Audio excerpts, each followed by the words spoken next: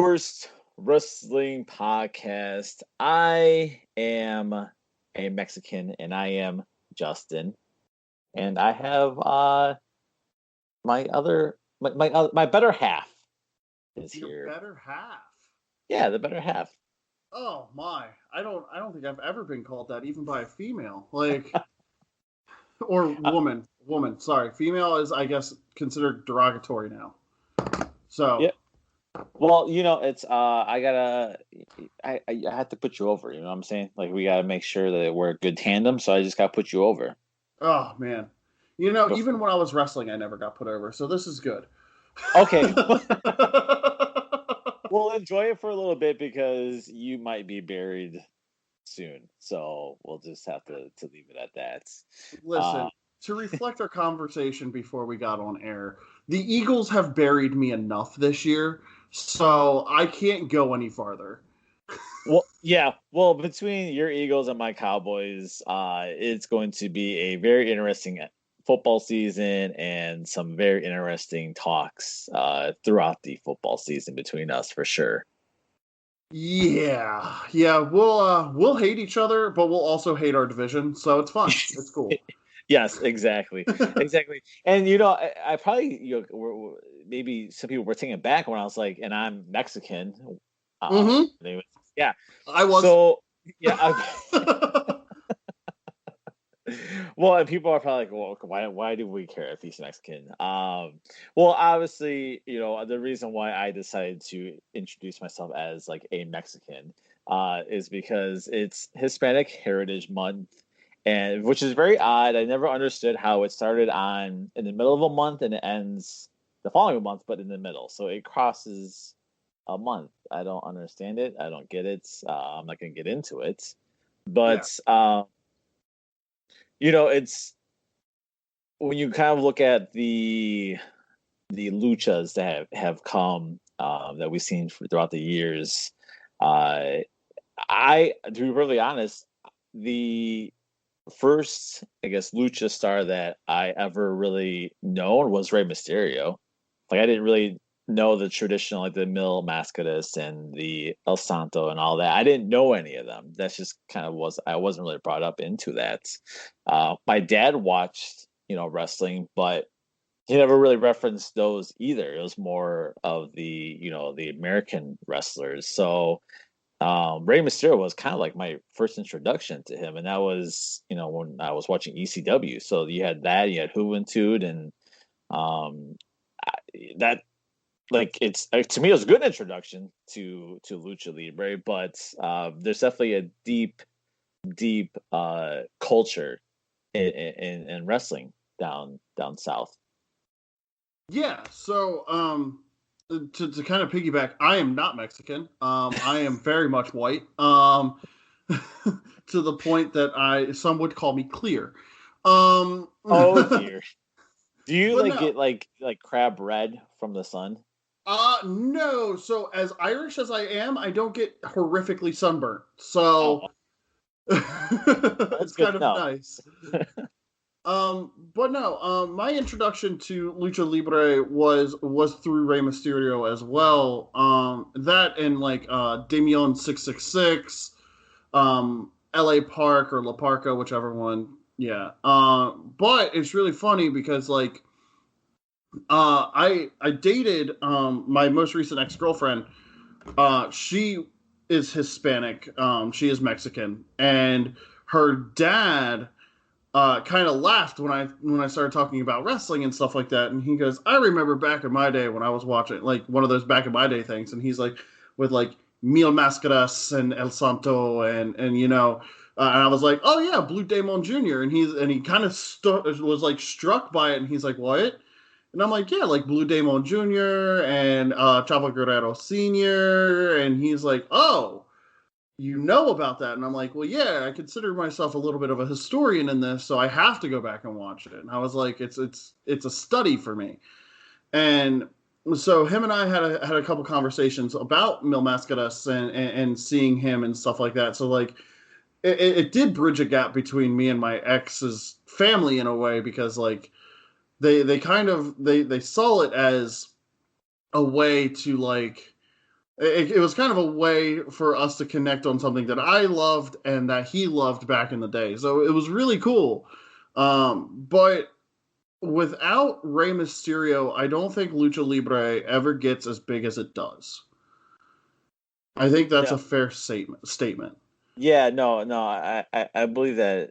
I totally 100% agree with you. You know, I don't think if it wasn't for him, I don't think if it wasn't probably for the match that Rey Mysterio and Eddie Guerrero had at Halloween Havoc, I don't think it really does get put onto the map. I think those two guys, I mean, you know, they were voted like, you know, best match of the year.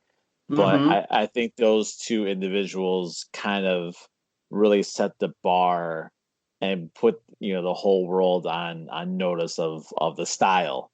And, you know, I guess when you watch back in the day, if you only know WWE or WWF at the time and WCW, you really WCW really focused on their cruiserweights, and a majority of their cruiserweights were, you know, of those from Mexico or any of the Hispanic, you know, countries that are out there, but majority from Mexico, and they just really they focused on it, and you really were exposed to it through WCW. Because I remember, like, even if you had like, I remember as a kid going flipping through the channels like on a Sunday, and you would get to the Spanish channels, and you would watch. I would watch it, but I had no idea like who they were. I mean, and you want to talk about now, like with the flippity floppity and do all that stuff. You watch it like back in the day as a kid. I just remember a lot of them doing the same stuff that is done now that you see on, I guess maybe like the Independents or what, you know, some people like to bash AEW for some of their talent with their flippity flops and such.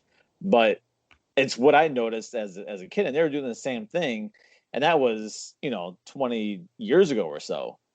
So it's like it was, you know, obviously really introduced way back then of a Mm-hmm. lot of the high flying and stuff. Yeah, like that's the hard part is like a lot of people are just like, oh, this isn't wrestling. This is just gymnastics. That's what Lucha Libre was though. Lucha Libre was and still is an art. It's like dancing. It's like a dancing fight. It's almost like capoeira. Like it's it's about that kind of stuff. And granted, they have some of their harder hitting stuff. Like you look at a guy like Pentagon Junior now, but like you have those deathmatch guys that are down there that still put their bodies on the line, or Oh you yeah, know, or that take that style and heavily influence a whole nother culture like Jushin Thunder Liger, who came in with this Japanese junior style that integrated a lot of the lucha libre that we know, and he really broadened the horizons in Japan to going to Mexico. yeah, And then you have guys now like Sho and Yo of Roppongi 3K who did tour in America and in Mexico, or Hiromu Takahashi, or you have guys like Ryu Lee who wrestled in Mexico but made his way to Japan and integrated that kind of style and all that kind of stuff. So it's like you it now wrestling has become such a hybrid of everything that wrestling is just wrestling, in my opinion, at least here in America, where in Japan you have your puroresus, and in Mexico you have your lucha libres, but in America it's become like this melting pot of all different kinds of wrestling, and I love it. Like with the influences of Eddie Guerrero, with the influences of Rey Mysterio, with the influences of people like that it just inherited the culture, like a Chris Jericho, like a Chris Benoit. Yes, I said his name. Or even a Dean Malenko. Like they integrated that kind of style, that quick style, but they made it their own, and it's nice to see, and especially like in other companies outside of WWE, because heaven forbid they do something about this that's not a marketing ploy. um you see Hispanic people really getting pushed and really like making their name. I mean, Ryu Lee was the IWGP Junior Heavyweight Champion in Japan. And it's kind of cool to see the spans of lucha libre and how seriously some people take it, like in Japan for a mask versus hair match or something like that, which is like something that you don't see much outside of Mexico. A luchas de apuestas match, which is mask versus hair. Um, it's taken very seriously in Mexico because that's like a sacred thing. And when they Yeah. lose their mask, it creates this whole new transition, like Pedro Aguayo. It's just the span of lucha libre and Mexican wrestling is so broad, and I'm happy for it. I'm happy that Rey Mysterio really was the front runner for all that kind of stuff because now we have the amazing wrestling that we see today. Oh yeah, for sure. So, like, what would be your top three Hispanic wrestlers that you've enjoyed like over the years of you watching wrestling? Oh boy, people are gonna get pissed, but Eddie's not on it. Really? Eddie's not on it. He's a top five for me, Uh-huh. but oh man, I don't know.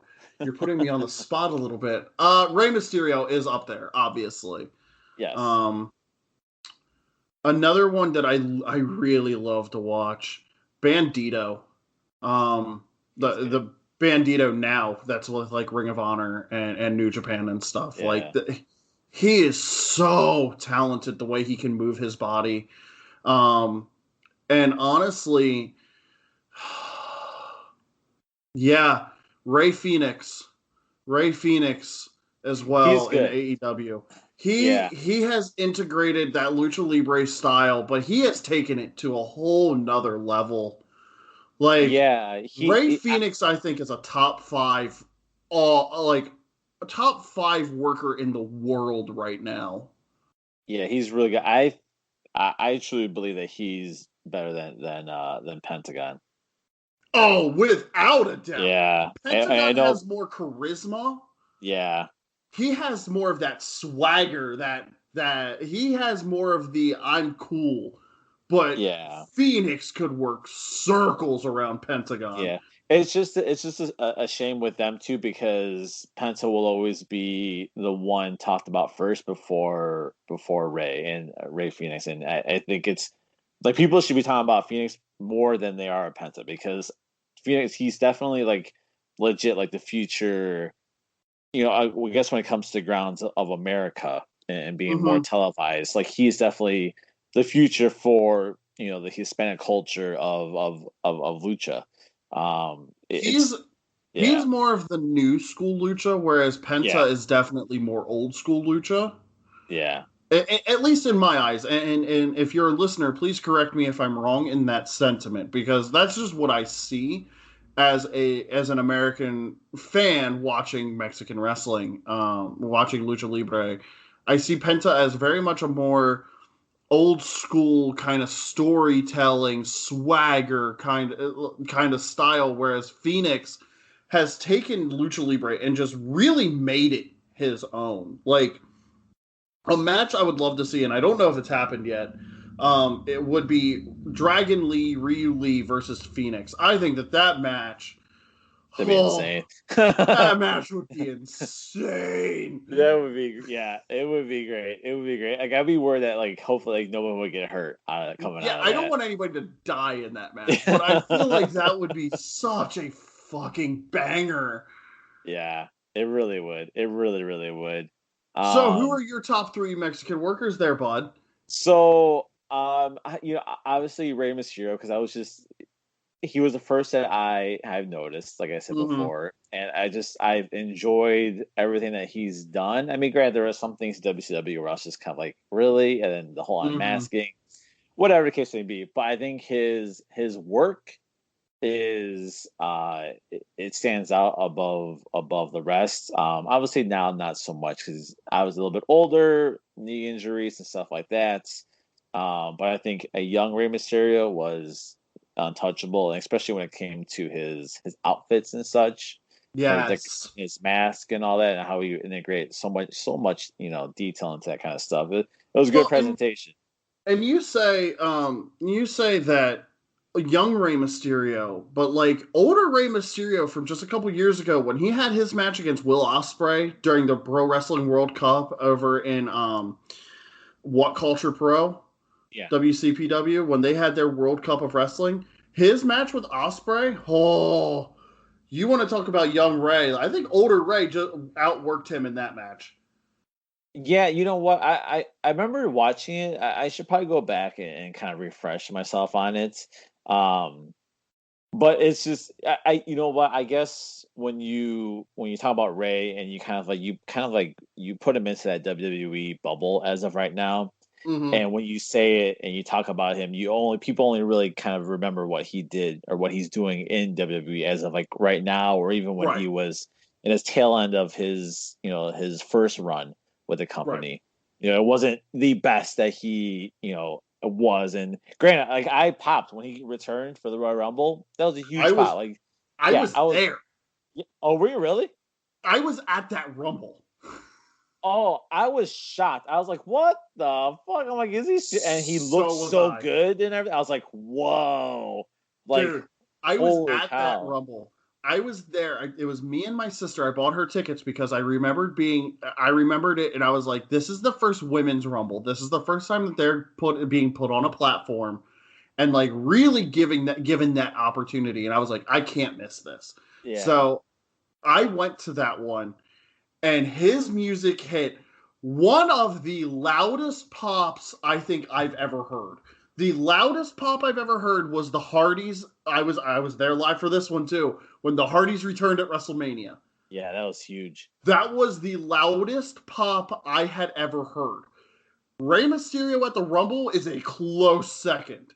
Like that, and I mean live, like experiencing it live. That was a pop.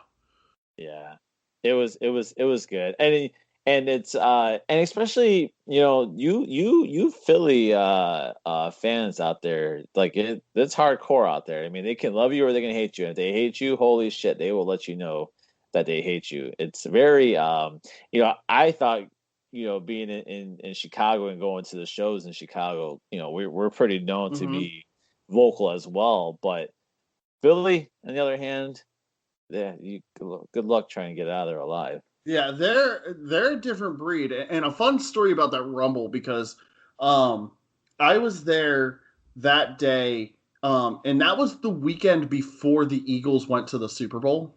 Yeah, They had just won the NFC Championship game the week before, so we were in the Wells Fargo Center, literally same parking lot as the Eagles Stadium, and this is the same crowd that popped hard for Rey Mysterio. Thousands of people chanting, "We want Brady," and like it was loud as hell. And then Mysterio came out, and it was just fucking electric. that's awesome. Like to be like I when I go, I usually when they come to Chicago, I usually go to the takeover because I just really enjoy Oh the my god, yeah, takeovers. I want The to be there the for a for takeover. Yeah, so I won't. I mean, we'll go to like a Raw here and there, but I try to go to more of the takeovers when they come because it's just more. Say so, like with the takeovers, there's not a lot of surprises. You just get the good matches coming out of Mm-hmm. it. But I was there with the War Games from last year, and they had the nobody knew who the Oh, the the uh Kevin Owens the pop. Kevin Owens, yeah, and look legit. You watch back, and it's the buzzer goes off, and you wait. It was a good probably 30 seconds before KO's music hits, but when it Yes. hit, it was awesome. Like the feeling, the whole like all state arena, just like it blew up, and it's you hear the wrestlers talk about how they love performing at Allstate because of you could just everything just amplifies when it comes to Yes. the crowd roar, but it was like something I've never like felt before and it's just Kevin Owens. Like Mm-hmm. everybody loves Kevin Owens. Like he's just great. But like if it was like if that Edge pop from the Royal Rumble was an All-State, Oh my I god. could only imagine how that would have went. You know, but Yeah.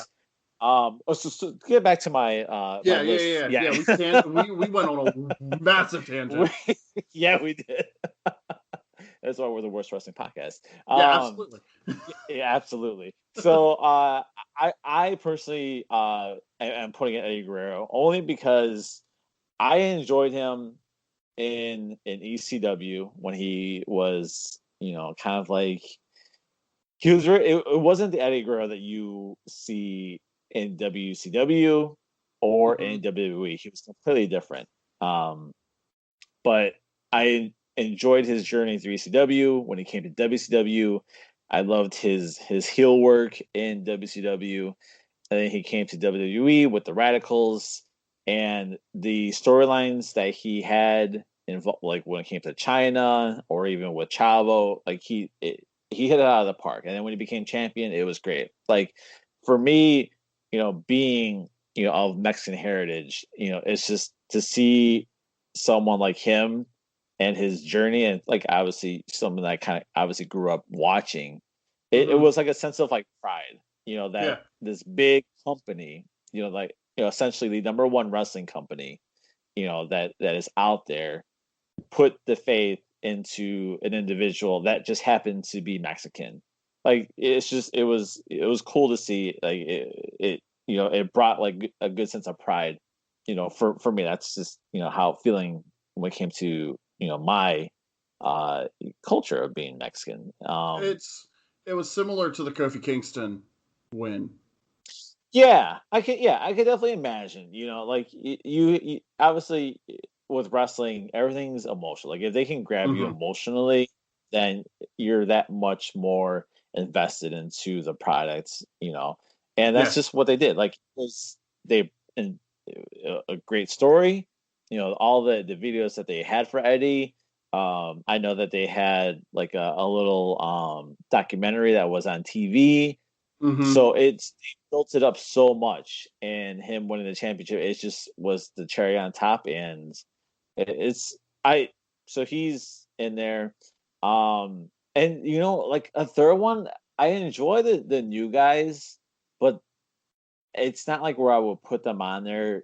But I kind of like watching some older stuff. I really liked Jose Lothario, which was he came out with Shawn Michaels as part of the trainer. But if you watch some of his older stuff when he actually wrestled, and I believe it was in Houston that he was part of, the dude can go like extremely good, extremely good. Yeah, it's just a little history, something for people to look I'll have to up. check But it out.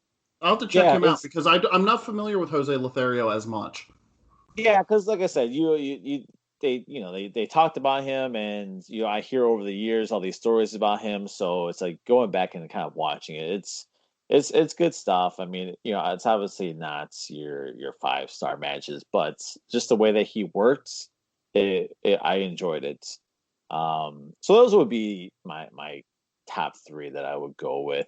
But you and I, and that's the thing is you and I have a very different top 3 for very different individuals. Where I look at I look at how much work the wrestlers are putting in, and seeing. I'm a big fan of the spectacular stunts. I'm a spot monkey fan. I love that shit. I like seeing how many moves you can cram into a match. But I can also respect a slower paced match, and I can sit back and enjoy it just as much. And so, which is weird because, like you said, it's complete opposites. Like I don't mind that all the spots and all that, but I would personally would rather watch a slow storytelling, methodical, technical type of match. Yeah, like don't get me wrong, like I love guys like Bandito, Ray Phoenix, all that stuff, but give me a nice 25-minute Zack Sabre Jr. technical masterclass, like that kind of stuff. I'm here for it too. You know, it's the thing that gets me about a lot of the older wrestling is, oh my god, the 7-minute chin locks. They gotta catch their breath, man. And that's the thing is like coming into wrestling, doing my own thing. There's ways to catch your breath in wrestling without having to do a chin lock. You know what I mean? Like, I get that rest spots in, man. They want to get blown up so easily, so early in the match. Fuck it. If you guys are blown that early into the match, then you're doing it wrong. That's what happens when you actually have guys that are only 170 pounds instead of 270 pounds. There you go.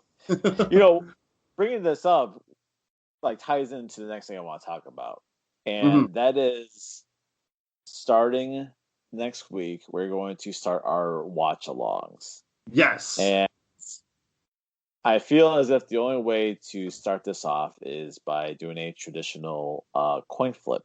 Yes. So I'm going to trust in you. Oh, boy. In doing the coin flip. Oh, okay.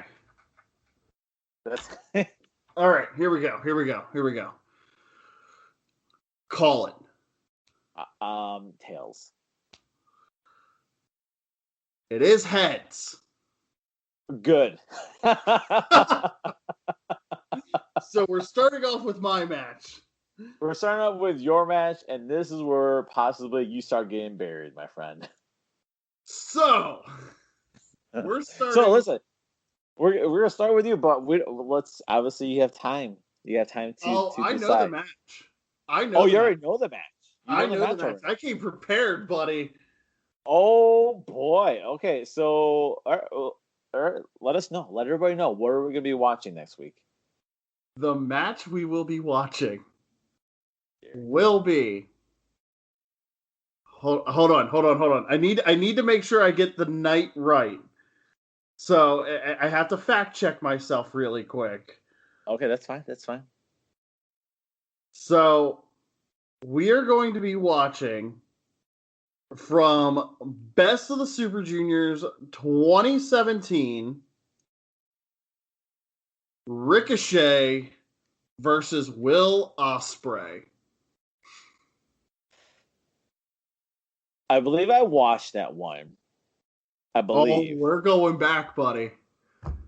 But anything involving those two individuals, it's going to be insane. Yes. So we're starting it off the right way. We'll see about that. There were a lot of matches on my list. Like, I was going to pull out some, like, really underrated Taker match or something like that. But to start it off for me... An underrated Taker match? I chose it over a Taker match for one reason. To get you to drink. So... I was thinking we're going to be watching Taker versus John Gonzalez from WrestleMania 9. That's what I was thinking. Watching that match. One of the worst Taker matches of all time, and it wasn't Taker's fault. Oh my god! Oh, if you know what? Luckily there are so many more matches out there that we will not be. And you know what? Listen, the next time we do it, and it's obviously my turn. I might just decide to put us all through hell and just watch the worst match ever in my Martinez eyes. Versus Rebel from TNA. Well, maybe, possibly. That match is so bad.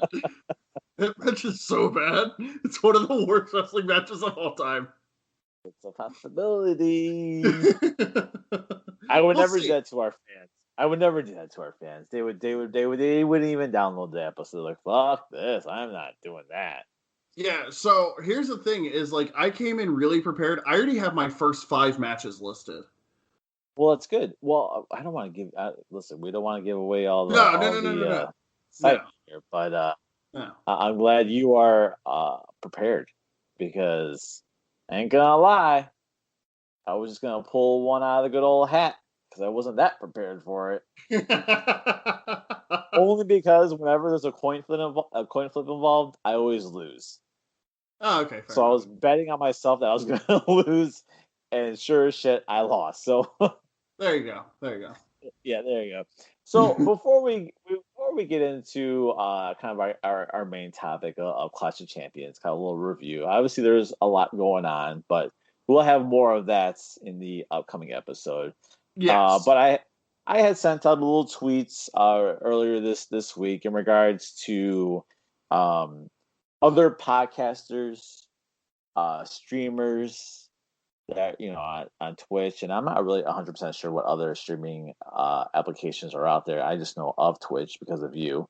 And then if you're a YouTuber, listen, reach out to me or Damien on social media, or email the worst wrestling podcast at gmail.com. Listen, if you want to get more exposure to anything that you're doing, send us a 20-30 second clip, promoting your brand, and we will gladly plug it into our episode. We will tag you when we release the episode, and just to get more eyes to your products. We're not asking for anything in return.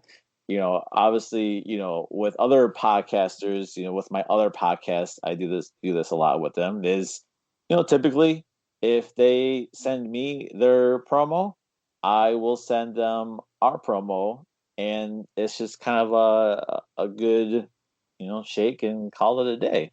It's it's something, it's just more exposure. We all want to see each other succeed and to be successful in our adventure in the podcasting world, or whatever world that you want to come through. Except if you're the other worst wrestling podcasts, we're still going to eventually have him on, and I think what we do is, if we have him on, or them, I don't know if it's a he or her, so if we have them on, what we need to do is, I'll do research for wrestling trivia or something like that, and we'll have like a wrestling trivia face-off. Yes, and we might, if we do that, then we might have to get someone else in here to be the one to ask the questions. I think I might have somebody that could do that. We need to coincide with this other worst wrestling podcast to determine who is the best of the worst. Yeah. That is the title of the episode when we get to that point. The best of the worst. I feel like once we get that one, maybe that should be our first live stream. Yeah, that might just have to be the very first one, which I'm okay with. But again, if you want to, send us the clip. Like I said, reach out to us on Twitter at Worst Wrestling, and at Damien's at Damien_Miller, correct? Yes, sir. And then, or you can send us an email, the Worst Wrestling Podcast at gmail.com. Holy shit, we have an email? We have an email. I had no idea. I'm not sure if we really still use email, but we have an email. Hey, you know what? It works. There you go. Yep. So, again, reach out to us if you have any questions. Just ask, and we'll be glad to further assist you with that. So, also, with that, I want to spout this one out too. If you guys have any suggestions for segments or things for us to watch, or to review or something like that, because I know that I got a suggestion that we'll be most likely doing next week, and that's reviewing the Ring of Honor Pure tournament that's happening right now. And I feel like that's a really good idea, because Ring of Honor doesn't have a lot of eyes on it right now. And they're running, and I know one of the guys that's in the tournament too, so I'm really excited about that. But if you have an idea for us to watch something, or an idea for a segment of our podcast or something like that, hit us up, message us, and let us know. We're super open to things like that, like suggestions, constructive criticism, not, oh, you guys fucking suck. No, if there's a constructive criticism that you have that we can implement to make the podcast better, please let us know. That's how we get better as podcasters. We get better from your feedback, from your influences and stuff like that. We're built by our fans, so we listen to our fans. We're not Vince McMahon trotting out there saying, "Oh, we listen to the fans. It's such good shit." No, we actually live by that. And so we want to make this better for you guys. We want to make it more entertaining. And you guys are spending time listening to us. We want to give back to you as well.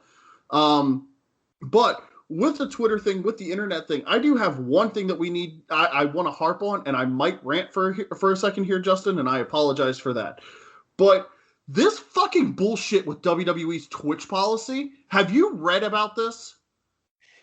Yeah, so is it basically they're gonna own their Twitch streams, but then whatever revenue that the individuals make comes off of their bottom line or something about the pay, right? Yeah, so here's what would happen. So now, if you want a Twitch stream through oh, I hate this fucking company. If you want a Twitch stream as a WWE superstar, you know what you have to do? Sign over your Twitch ID to them in a contract where then you only earn a portion of your fucking money.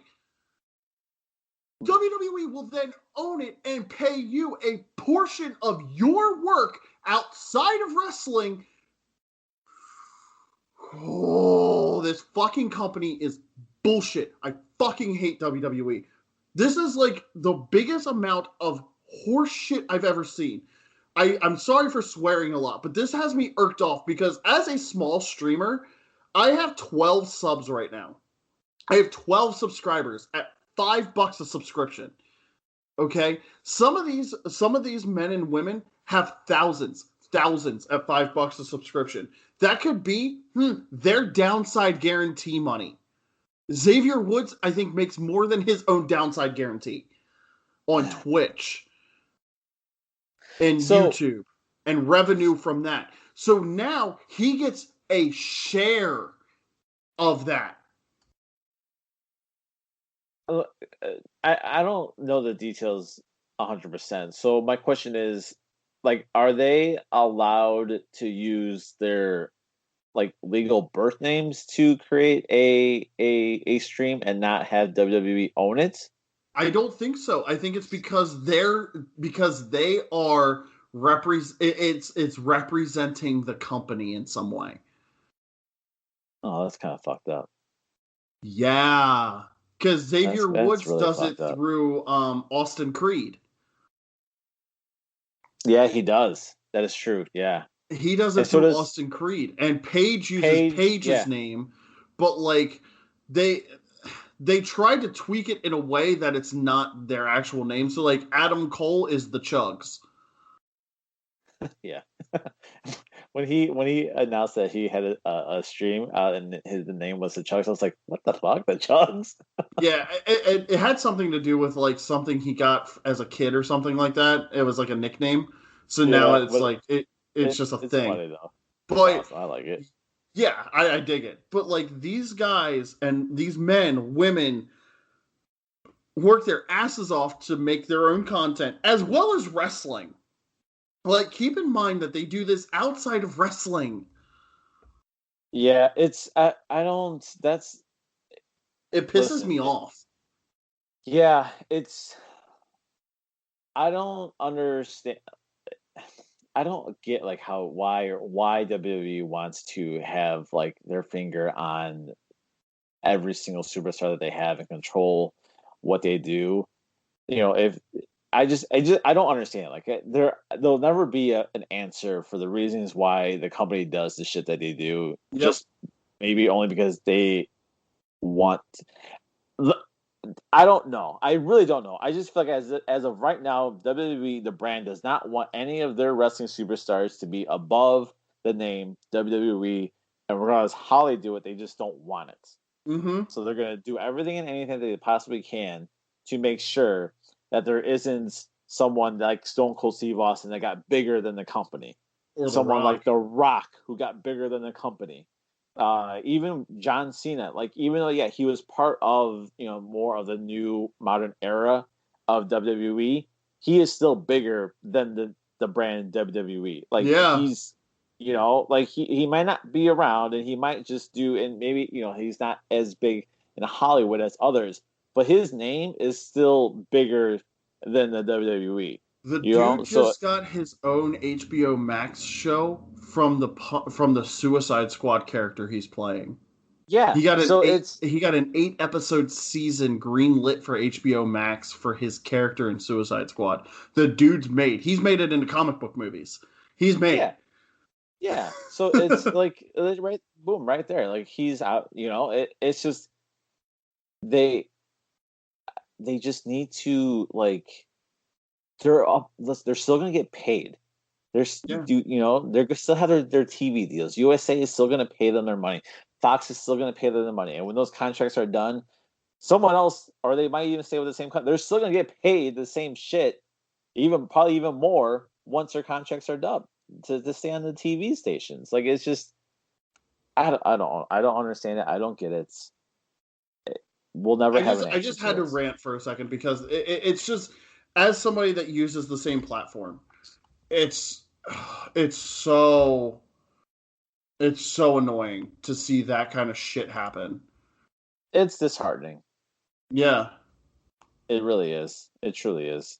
But who knows? Maybe it'll change. There's a lot of shit that always changes in WWE, so it could be something, and then within 6 months, it could be like whatever. We're gonna allow them to do whatever the hell they want.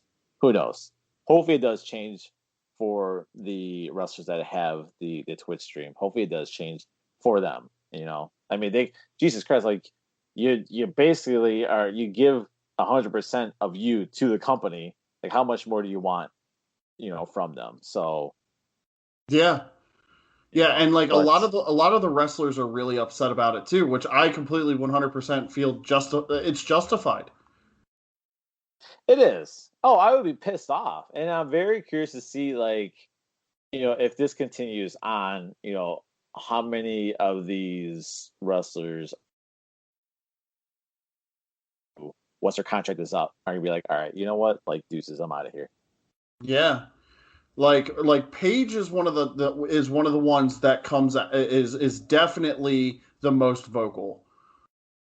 Oh yeah, she She has been vocal, and I love it because she has the wherewithal where she's like, I'm not even on TV, so I can say what I need to say, you know, and yeah. speak Oh for the yeah. people that can't speak up. You know what I mean? That can't really speak up without losing their jobs.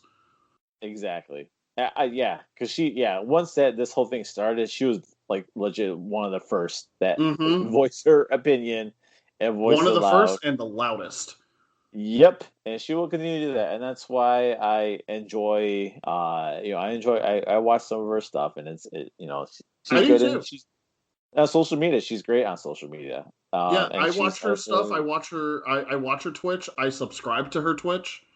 So like, it's nice because like her and Xavier Woods, are the two from WWE that I subscribe to because I feel like they're the ones that are actually helping people and like, you know, actually building a very positive brand outside of it because they'll raid small streamers, they'll host them, they take the time to help people grow as well.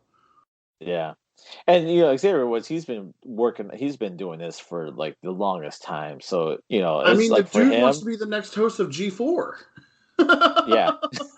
Which I'm here for. I want him to be the host of G4 TV too. Yeah. You know what? Like, he doesn't even have to be a wrestler for us to be entertained by him. Like, as much he is as good as he is in the ring, he can do stuff outside. Yeah, and he can host whatever he wants, and I will enjoy and watch and laugh at everything that he does because he's that entertaining. Especially his stuff that he does with Breeze, that the GM mode stuff. Oh my god, that was some of my favorite content he ever did with Breeze. It's just so funny. Yeah, you wouldn't think that Breeze has like such a personality to a certain extent. I mean, yeah, you see the stuff that he does in NXT and stuff like that, but it's really refreshing to see, you know, a lot of these wrestlers kind of be themselves, and not be, you know, who their persona is not be TV. Told who to be. Yeah, it's really cool. It's nice. But so with that being said, up until this thing goes into effect at the end of the month, I believe, Go support wrestling Twitch. Go support wrestlers who do Twitch. Show them that you care about their actual rights. Like, it's insane. But anyway, now we can get on with our regularly scheduled programming. So yeah, I just want to just quickly just kind of and not go through the whole card of what happened at Clash of Champions. But were there? I want to first off, I want to talk about the ladder match. That ladder match between Sami Zayn, AJ Styles, and Jeff Hardy was really good. It was legit a story in a ladder match. You don't really see that. You see a lot of crash and burn when it comes to ladder matches. Yes. You see a lot of just jumps off the ladders being used as weapons. But just kind of like what they with Shawn Michaels and Razor Ramon did on the very first ladder match at WrestleMania 10. They used the ladder very minimally, but used the ladder to climb to do what you're supposed to do and grab the titles. Yeah. And so there was a story in this match, and not only that, but there's three of them though. It's bad enough like having a ladder match in itself is probably the worst thing to do to try to plan it out. But now you're having a triple threat with three individuals, and put that into a ladder match. They told a really really good story, and Sami Zayn, thank God he's back because he is so good. You know, the one thing with Sami Zayn for me is that I wish that they wouldn't book him as this cowardly heel, like as cowardly as he is. Yeah. That's my only complaint with him. Other than that, I love everything he does. I love his promos. I love I'm even liking the quarantine hair, like the long, flowing, curly hair. I'm loving it. He looks like a bum off the street, man. It is like, oh my God. There was one shot that I saw on social media, and I was like, oh my God, he looks really, really bad. Like, really you want to know who looks really, really bad? Next time you see Jay White from New Japan, just put muscles on Charles Manson. Jay White looks like a ripped Charles Manson, and I can't get over it. I'm going to have to look something up here once we get done recording this episode. Yes. But I will say I loved the ladder match. I loved the finish of the ladder match. I thought it was super creative. Yes. I thought that they all worked their asses off in this match. It was fantastic. I loved every second of it. But outside of that, I was very underwhelmed with this whole show. I was not a fan of this show at all. Outside of the ladder match and the main event, Roman versus Jay, I was not a fan of this show. I thought it was boring. Yeah, it truly was. I mean, it definitely the bookend of these of this pay-per-view. The beginning part and the end part was the only thing that was entertaining. Everything in the middle was just kind of like blah, and that was there. It just, and what really sucked is I was really looking forward to what Zelina Vega was going to do in the ring.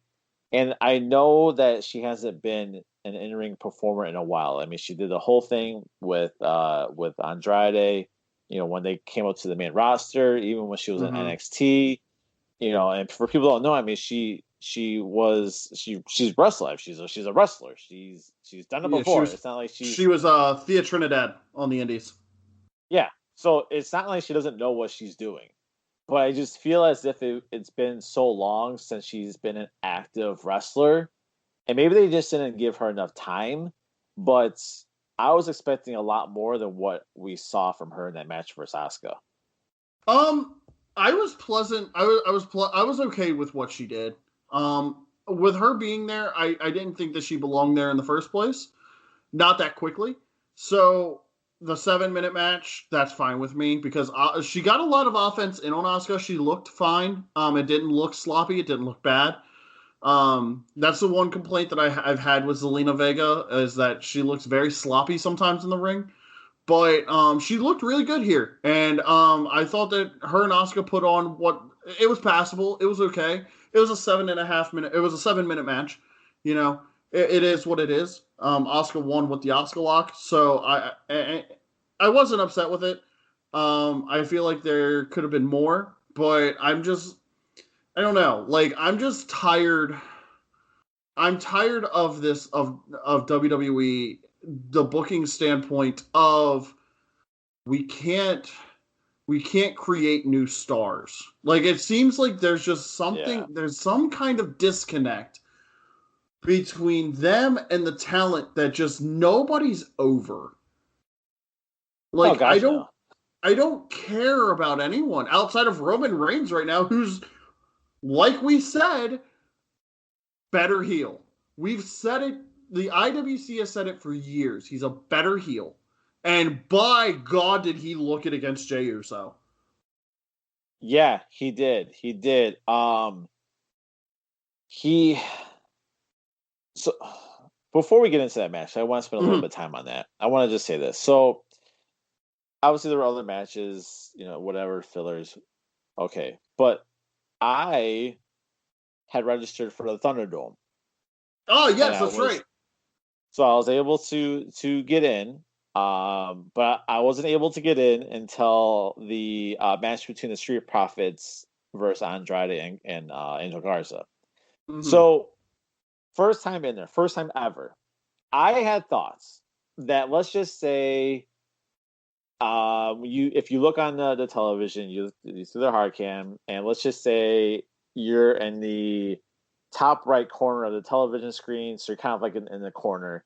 I had thought that, like, once you're in a Thunderdome and you're watching it, that you would see that the ring kind of like in that view if you were there, like, in person. So you'd see like the corner of the ring. Mm-hmm. But it's not like that. So when you get on there, you're like legit inside the ring. Oh, like the camera view is insane. Like you're like legit like on top of the wrestlers. Huh. Maybe I don't know if it's like that all the time, or maybe they do it differently. But all I know is that when I was in there, you were like inside the fucking ring. It was really weird. It was really, I was taken back because I wasn't expecting it to be like that. Okay. Could you control the camera at all, or no? No, you can't. No, you. I don't think you could. I didn't kind of like look into it to see if I could. I was just kind of more taken back of like what was going on. Right. And then I was trying to like see if I can like see myself on the television as I was on there, and it wasn't really. I couldn't find myself. So, right. But and the other thing too is like a lot of people were like kind of saying that they tell you who to cheer, they tell you who to boo, and stuff like that. What I will say is that yes, there is someone there. They're not telling you what to do, but when the Street Profits won, they did say, "Hey, let us know how you feel about the Street Profits winning the match." And then, and then they said, "Hey, if you do have red cups at home and you are a Street Profits fan, raise them up to the screen." So it was more of like a suggestion, not a like a director per se. Yeah, so they're not telling you to cheer for Street Profits because they won. They're just saying, "Hey, Street Profits won. What's your guys' reaction? Whatever your reaction is, say it loud. If you're happy, thumbs up. If you're sad, thumbs down. That type of thing." So they're not telling you what to do. So if you hear someone say that they tell you what to do, it's complete bullshit. Maybe they did it when they first started. Maybe possibility. I don't know. But as of like right now, it's just let us know. They try to influence your decision, but it's not a direct. It's not a direct way of them telling you what to do. Exactly. Okay.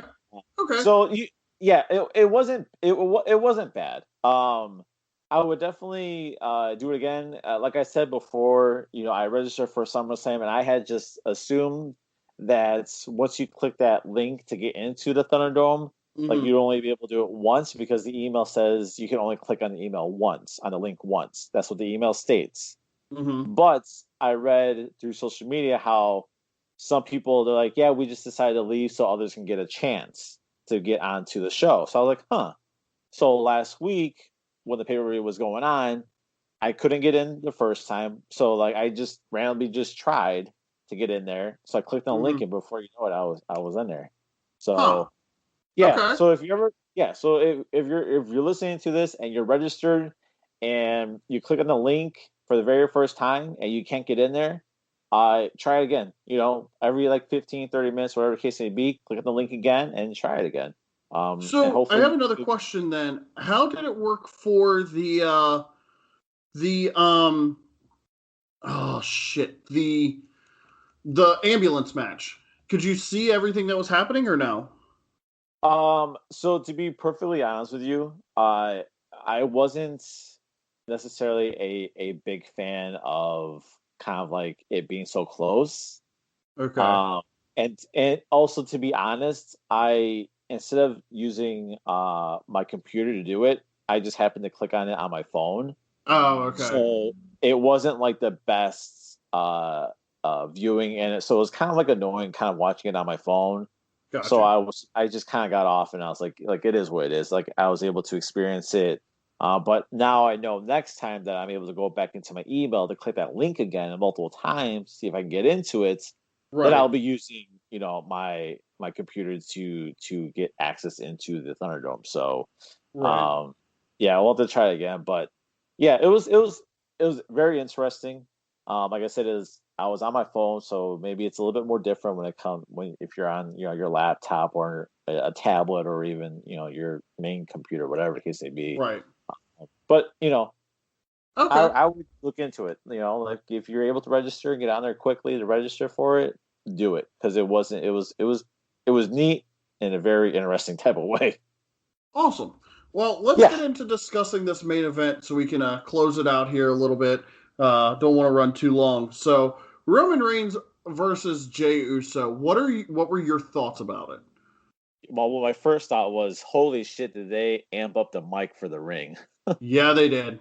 Yeah, they did. They definitely amped up the mic because, like, not only could you hear Roman talk shit, you could hear him calling his spots loud and clear. you, you can hear everything, and I almost want to say you could probably even hear some of the producers. Yeah, Like you can hear a lot. everything Um, in that match. Holy yeah, hell. you can hear it all. And you know what? I'm not. It didn't take away from the match at all.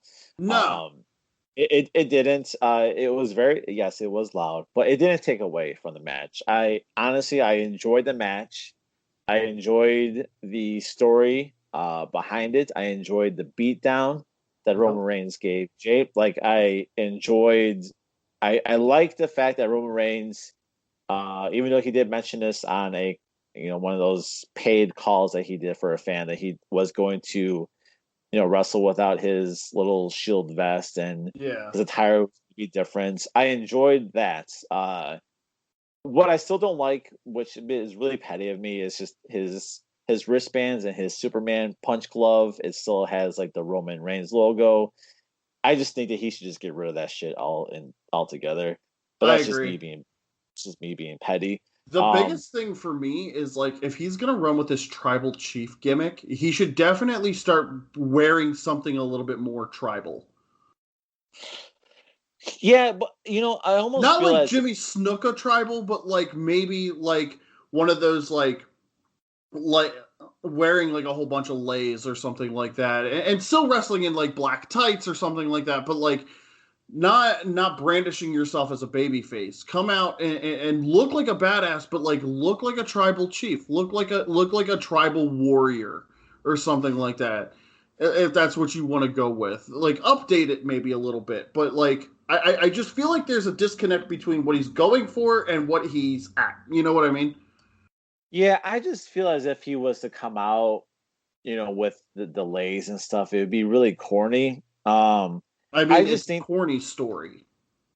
yeah, yeah, Like to be but I fair, like not putting disrespect on anybody that's like that's part of the island nations or anything like that. Just the story itself, the way they're going about it is very corny. If he were to look and be like, you need to bend the knee, bitch, like really get intense with it. And like similar to how he did it, but not the tribal chief. Like, I think that those words are the thing that makes it really corny for me. Okay, so so for a couple of things. Number one, I just feel as if like his attire, I don't mind it. I think that with him having the Samoan tribal tattoo going on, maybe if he does it to the other side of his body, then it'll be add more to that because he just looks badass in general. I mean, he's a He stacked does. dude. Like, he's just and maybe if he tattoos his other side of his body, then then we would get that feeling that he is some type of tribal chief. And like you said, the whole like to me when I look at it, it's it really is like a family. Like the whole obviously yes they are family, but what I'm trying to say is that like families as fans can like relate to it because like for me for instance with me being like one of the older cousins in the family, I almost kind of feel as if, I'm kind of more of like the leader of the cousins because I feel like I'm the older one that I get kind that. of, so I just I feel as if understand that. like, doing things, when I'm around, it should be, like I kind of control them of what goes on type of thing. That mindset. So it's almost like I feel it's like a the second story. parent almost. Yeah, so it's like with this storyline, yeah, you know what? Like, I'm with Roman Reigns. Yeah, that fucker Jay should be bowing down, calling you the tribal chief because you are the top dog, that type of thing. Oh, that's another thing too. I hate the fact that they're still calling him the big dog. Why are they still calling him the big dog when he's because when Michael he's a Cole has heel? to get those nicknames over. He has to. He has to do it. Yeah, it's No, boss time. It's the no, big Vince dog. McMahon, what the fuck are you doing, Vince? Like if you're not going to sell merchandise anymore with him as the big, like he's not the big dog. He's your tribal chief. Like, Yeah, call him tribal chief. I hate. He kept saying it. I'm like, God, please, like, if you say it one more time, dude, seriously. I've been that way ever since he got the fucking moniker of the big dog. Yes, it was bad. Yes, it was bad. It was bad to But it's begin with, worse now. but it's worse now because he's a heel, and you know what? Like, it's not even like he's a heel as like an old school type of heel where he's doing shit to get like heat. He's just a fucking dick.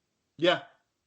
And that's all that he is. And I love the fact that like Paul Heyman isn't the one that's like it's almost like Roman Reigns is above Paul Heyman and Paul Heyman is looking for like that acceptance, from Roman Reigns. Yes. It's not the same dynamic completely as him and Brock. no, it is completely different. And I love it. Yeah, I yeah. love it. I mean, Paul Heyman, like when Roman Reigns was telling Jay to call him the tribal chief and this and that, and Paul Heyman was like, Roman, you're my tribal chief, and Roman was like, I don't want to hear it from you. I don't care to hear it from you. I want to hear it from him. Like, dude, like, and Paul's like facial expressions, like, legit just sold. Like he sold it. Like it was good. I could see it being to the point that like Roman bullies the shit out of Paul until he brings back Brock. Which is a possibility. Like a lot of people are kind of saying that whole bringing Brock back with Roman, and you know what? Here's the thing: when it comes to Brock Lesnar, regardless if he's here for every other month or 3 times out whatever the case may be, whatever his work schedule is when he's around. Granted, he's a free agent right now, but we all know that he's probably going to stay with WWE because Vince McMahon will never ever lose Brock Lesnar, but when he is around, we still cheer for him. So he's just like cool. Oh, you don't? I do. I hate the fucking guy. He's unsafe as hell. He should never work again. No, I hate Brock Lesnar with a burning passion. No, I hate Brock Lesnar with a burning passion. Okay. If he were to tear his ACL and never wrestle again, I would celebrate it. You'd be okay with that. Well, I would. No, not okay with it. I would celebrate. You would have a party just like you party when the Eagles won the Super Bowl. You're fucking right, I would. I hate that man. He's one of the most unsafe workers. He's one of the worst people to meet. Like, he's a go hunt, go do your thing in Canada, go hunting for bear, whatever. Just stay the fuck out of a wrestling ring. I hate him. Yeah. I hate him. And he doesn't move the needle anymore. He does nothing. He does nothing. Yeah, you know what? He's Ratings don't lie, buddy. When he is on TV, he only bumps it by like 5% at most. Yeah, it is true. I enjoy his presence. I really like the when he won the Money in the Bank and he turned into a stereo. He's entertaining at times, but other than that, like I hate watching his matches. I've turned off his matches before. I've signed off and turned off. Well, regardless, if he is to be brought back for this storyline, it would be a good story, but again, I don't personally want to see Brock Lesnar and Roman Reigns again. Yeah, I don't want to deal with it. No. I don't know 100%. They're not good together. They have no chemistry together at all. No, they're not. They're not. And the thing is, with everybody with this whole storyline going, people are like just kind of like assuming, throwing it out in the air. It's like of the possibility of The Rock coming back, for a match at WrestleMania with Roman. I wouldn't mind that. I wouldn't either. I know like there's been interviews that The Rock has done where he has been asked like would he come back for a match for Roman, and he has agreed to it. He's like he would do anything for Roman to make sure that he gets his. My thing is like the way that you do that is like The Rock comes back and it's like, listen, bitch, I was the first tribal chief. Yeah, and you know what? It's and I wish I had the Instagram post, but there was Rock did mention he did post a comment on Roman Reigns' Instagram. Yeah. So there was interaction there, but it could be for naught too. Like it could be for nothing. Yeah. Yes. And listen. This is the world of professional wrestling. And everything in professional wrestling is a work, regardless of what is going on. It's all a work. Card, so, subject to change. Exactly. So, but if that was to be true, let's just say if we did have The Rock and Roman Reigns, I think that it would be very entertaining. I think the storyline would be great. But I don't think The Rock is going to win, and he's not going to beat. We all know The Rock wouldn't win that match.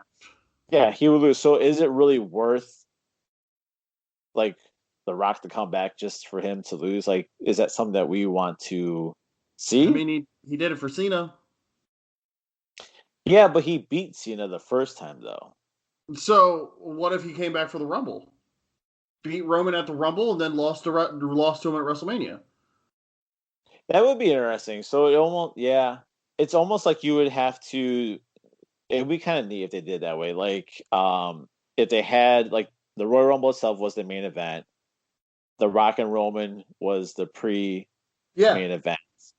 Yeah. Roman loses. Roman's not part of the Royal Rumble, but he, as a heel, he attacks a good, a popular baby face, takes his spot in the Rumble, wins the Rumble. Yep. And goes from there. You know what? It would even be great is let's just say if Edge came back from his injury at the Royal Rumble. And he beats Edge. And he beats Edge and takes his spot, like that would get even more heat off the dude because we all love Edge. Yeah. And we all and the thing is too, then you have that for SummerSlam. You can build that to SummerSlam. Exactly. Boom. We just booked 3/4 of the year for WWE. How hard was that? We did it all in like less than a minute. We had regular times when that happened on my old podcast where we would book things out for 30 seconds and have better ideas than WWE. Okay, it is not hard. Holy shit, man. It's not hard. But like, all in all, I enjoy what they're doing with Roman. Yes, I do too. I do like it. I read that there's obviously the possibility of a stable being built between the Usos and Roman as a heel faction. If it happens, I would be okay with it. But I hope this storyline does go on for a while because I feel like there's so much meat to this this story that we could be eating off this plate forever because the Samoans in general, like there's the legacy of them is so enriched in the product, and having Paul Heyman being involved in it and him being like the manager of the Samoan SWAT team, like it's just there's a lot to this, and I hope please, please, please, WWE, like do it the right way. Don't rush fuck this up. No, don't fuck it up because this is the only thing you got going on. Between this and Alexa Bliss, this is the only thing you got going on right now. So don't fuck it up. Even then, the Alexa Bliss thing, I'm starting to fall off on. I'm intrigued still, but I'm starting to fall away. Okay. Oh no. I like it. I'm enjoying it. I don't know what I just feel as if with Alexa Bliss, like she could maybe she can control the Fiends. If you watch, SmackDown, they're holding hands and such. I'm not sure what's going on. They're not playing up the interaction between them as much as I want them to yet, which is good because I'm still hooked. But it's like, okay, you need to set the hook now. You need to yank back on that rod and set that hook. Yes, so we'll have to see. But the Roman Reigns storyline is going perfect. Yes, I do agree. Heel Roman is perfect. Him heel being Roman is best Roman. Yes, it is so good. And just real quick, I was listening to Busted Open, and Bubba Ray was telling a story that when he was working for WWE, I guess Roman was doing some type of promo, and Bubba and Devon were in the back in Gorilla because their match was next. And when Roman came back from doing his promo, Bubba looked at Roman and said, "You're a heel." And Roman said, "I know I'm a heel, but they won't do anything about it." Like, yep. That's like come on, like seriously, like. And I get Vince was trying to shove us down the throat of Roman Reigns being the guy, but if he's a heel, like you let him be the heel. Yeah. So again, they're doing the right thing with Roman now. Let's just hope they don't fuck it up, and I hope that they don't. But knowing WWE, it's a possibility that they do. Oh, absolutely. Absolutely. Well, with that being said, let's start to wrap this up here. We have we're recording this on a Sunday, so we have TakeOver to go watch. Yes, we do. You can follow me on Twitch, twitch.tv/DMiller139. Come on over. Once we hit 200 followers, I will be doing a 12-hour live stream, and I will be releasing more information about the Extra Life Foundation run that I'm going to do for the 4th time. That takes place on November 7th. We will be streaming pretty much all of it. So stay tuned for more of that. You can follow me on Twitter, Damien_Miller, and Instagram, DMiller139. And you can find me on Twitter as well, at Worst Wrestling, and Instagram, The Worst Wrestling Podcast. You can find this lovely podcast on Apple, Google Play, Spotify, iHeartRadio, anywhere that you listen to major podcast applications. We are there. So when you're there, obviously leave us a good 5-star rating and leave some positive reviews for us. And until then, Damien, you got anything to close us out? I mean, we still haven't come up with a sign-off yet, so we're just going to continue and steal wrestling catchphrases. So, without further ado, if you smell